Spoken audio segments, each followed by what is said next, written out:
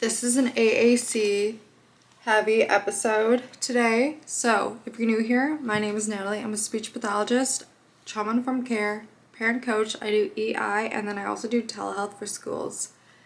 If you're new here, welcome. I also own the blog Save Your Spoon and the company My Clarity Therapy, which if you're interested in services, check the link in the description box below.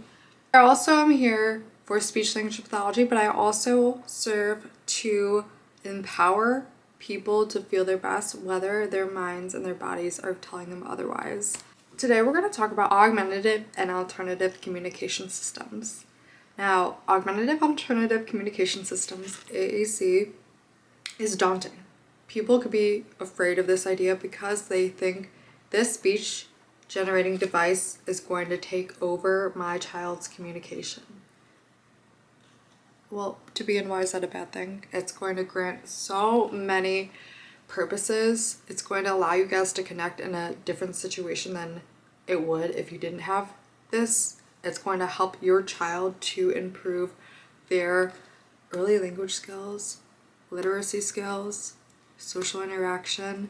It's going to allow them to request comments, ask questions, and do all these different things that they may not be able to otherwise. One of the things that I like to empower people with disabilities, or caregivers, paraprofessionals, teachers, anyone who is working with someone who has a disability, I like to think of it this way. Although they might be able to do something in short spurts, if you give them the support that they need, that's going to empower them to do their best. I'm going to give you an example. Think of someone who has a mobility aid, but they can get up and actually use the bathroom. You might walk up to them and say, I just saw you walk. Do you need that wheelchair? And they can't tell you, or they might be able to tell you, I need this because I can't stand in line for more than 5 minutes without my knees giving out. I might pass out if I stand up for too long. Or like someone with a service animal, and people are like, oh, you can't walk with that dog in Target. Or like they try to pet it, something along that lines. And you're like, hey, this dog will literally sniff out if there's going to be a peanut in my circumference because I will go into anaphylactic shock. I could go on and on with all the different analogies, but here you are. If a child can't move their mouth in the way that can say help, and they're just grunting, and you don't know why, this device can help them select the word that they need to get their wants and needs met. Help. I don't know why I chose that voice. There are 3 different types of AAC devices. Oh, she said goodbye. There's a low tech, which can be a board, and I'll insert a picture below. A low-tech core board where there are a fixed number of items you could pick. Sometimes they might be bigger than others. There might be 16, or there could be closer to like 49. It varies.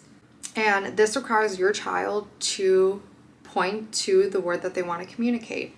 There could be switches, which could be 2 switches or even 1 for that when you click them or press down, that outputs a voice such as more or help. There's low-tech communication like PECS, which requires that child to put the icon on the Velcro strip to communicate their wants and needs. There's sign language is considered an alternative means of language. So think water, please, more, potty. And these I might even give to a parent before I even consider an AAC device, because their child is making those gains with babbling, with using consonants and vowel pairings within their language, demonstrating joint attention, and all of those skills that I will include in another video in the future. And then there's high-tech AAC devices.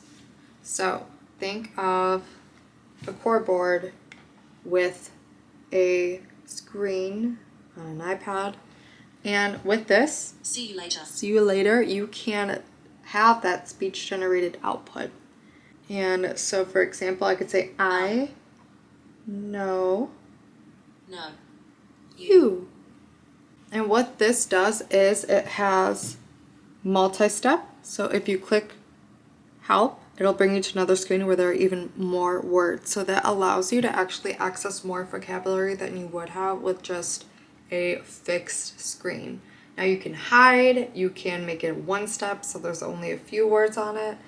But a rule of thumb is we like to have as many characters on the screen as possible to allow for any types of specific communication connections or opportunities. Like, for example, if a kid is playing and he selects something else, we like to assume that they want that other object.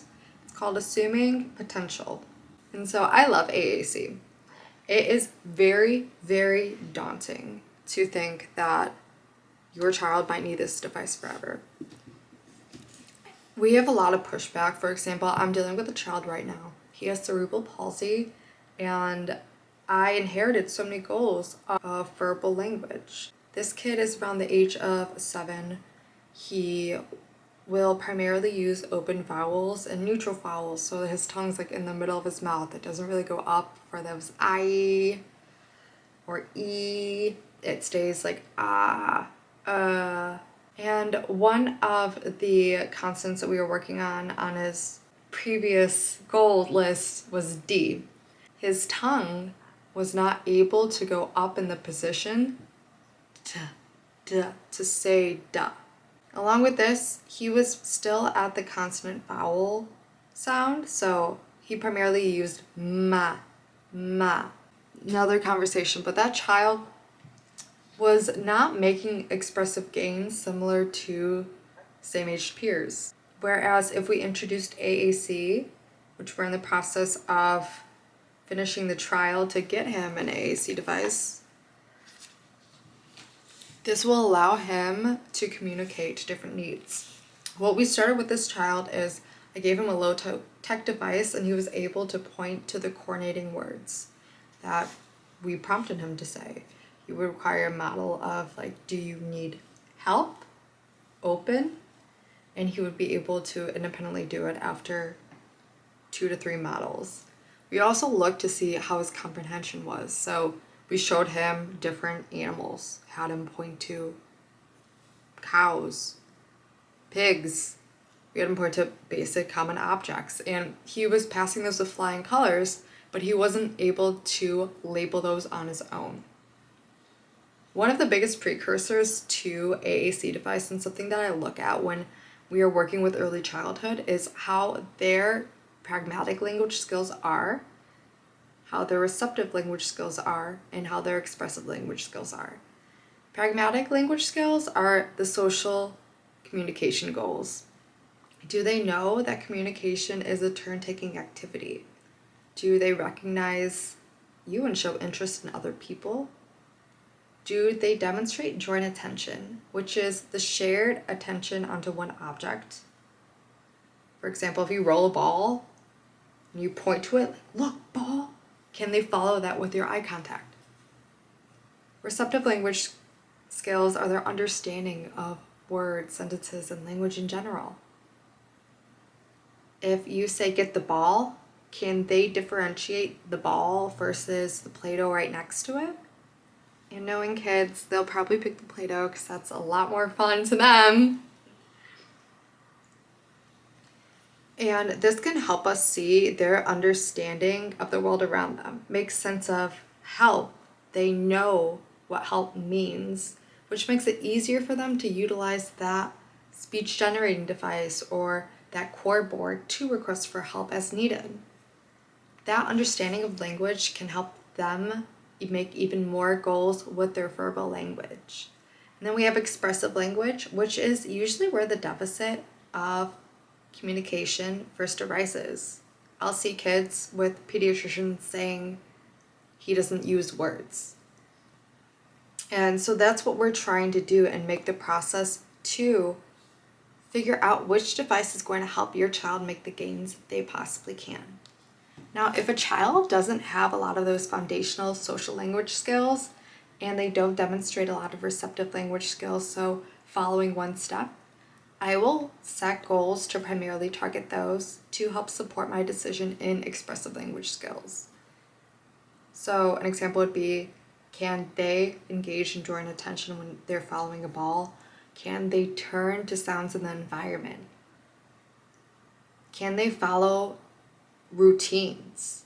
So if you keep on stacking one block over and over again, will they pick up on that and stack blocks with you? Or put a star in a shape sorter with you? Will they follow simple one-step commands like points? Even pointing is a type of expressive language skill that I will put on a IFSP sometimes. And depending on how they're making gains in that area will help drive my clinical decision making to tell, should they pursue a high-tech device or should we pursue a low-tech device while they support their verbal language growth. And at the end of the day, either option can support your child's ability to make gains in language, early literacy skills, and social language skills. And what I want to urge parents is the earlier, the better. So if I see that a child is making consonant sounds in their exposed language, if they're making all the sounds in consonant vowel pairings in English that they typically hear, I will most likely consider using a low-tech device to help support them in the process. But if they are approaching 2.5, even 3 years old, I will look at a high-tech communication device as well as what kind of medical diagnosis can we retrieve to support our decision in this. Now, a high-tech device isn't something to be scared of. Sometimes when we're looking at children, there are two different routes. We could see that they might have difficulty moving their articulators. It could be motor speech. So think of childhood apraxia of speech. This is a motor speech disorder where they don't have consistent speech sound errors, but they are maybe highly intelligible to the point where we can't understand them. And because of this, choosing a high-tech communication system can help them make gains, be able to request what they want and their needs. Cerebral palsy is another one that I often see where they may not be able to move their articulators in the same way, but they have receptive language skills that are comparable to their same age peers.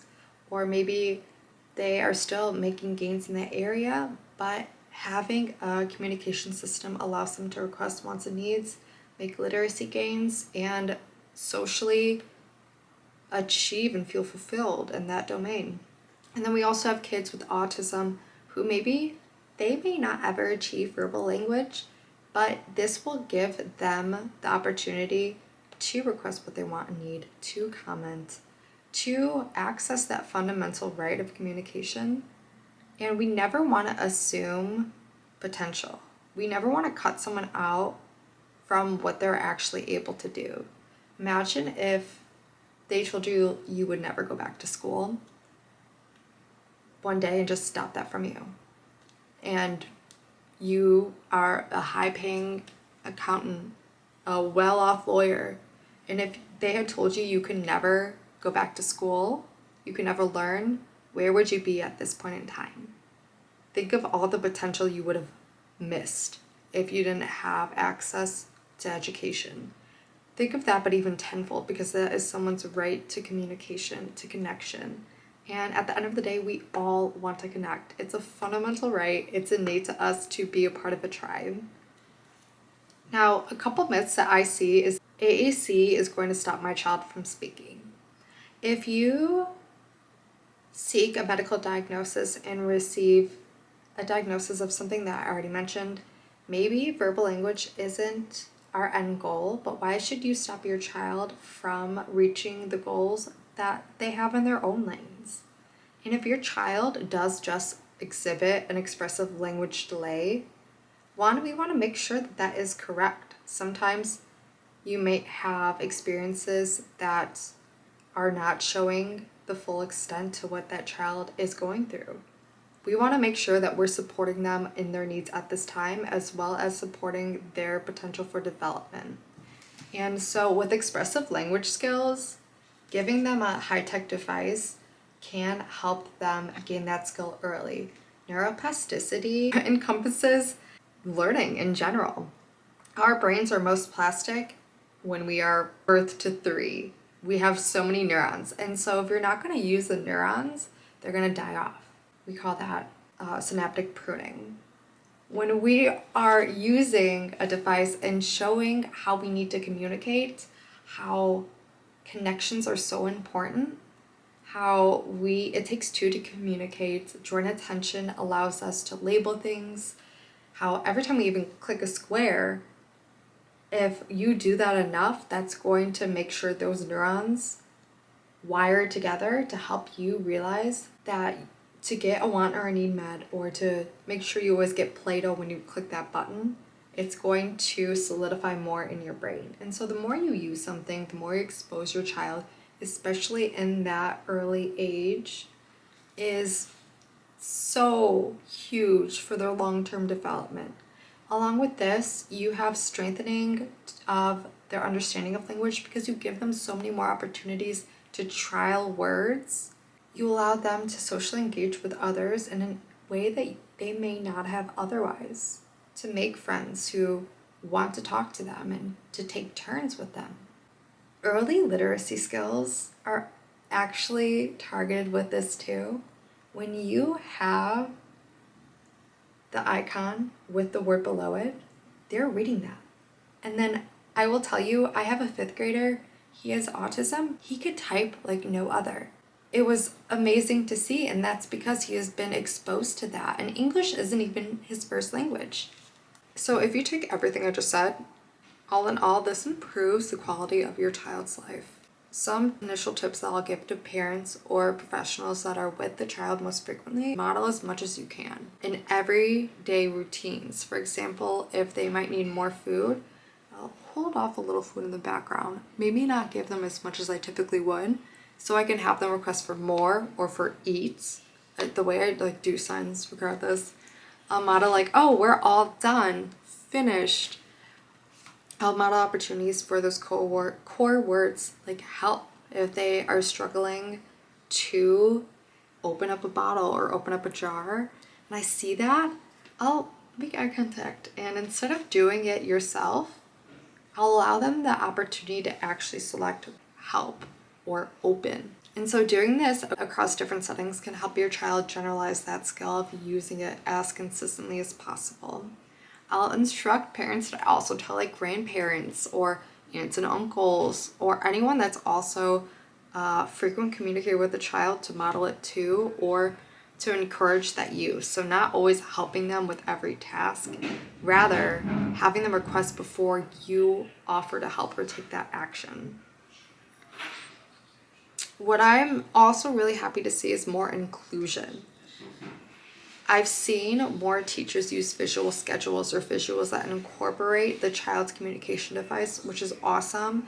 You could find too in my storefront, I have a couple different core board games, so feel free to check those out.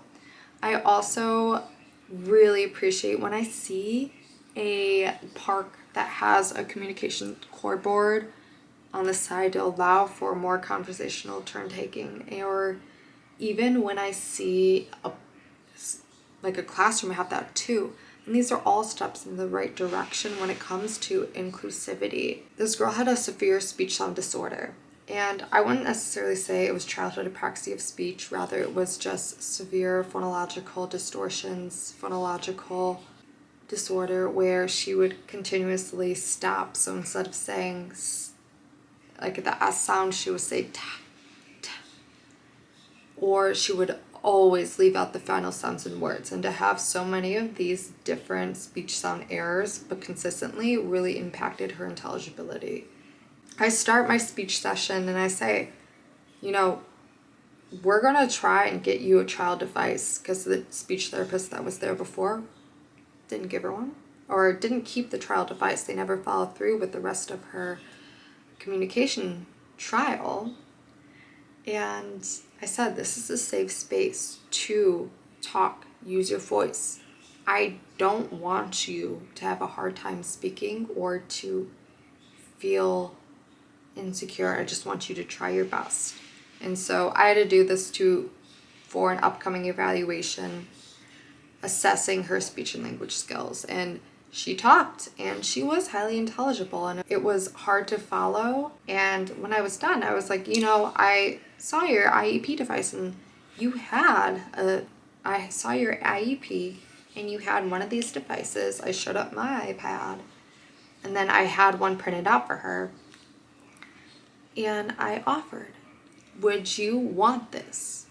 And she said yes, she wanted it back. She literally on the core board said, yes, please. And I think that just goes to show how a child would love to communicate and wants that autonomy. And when that's taken away, that affects their confidence.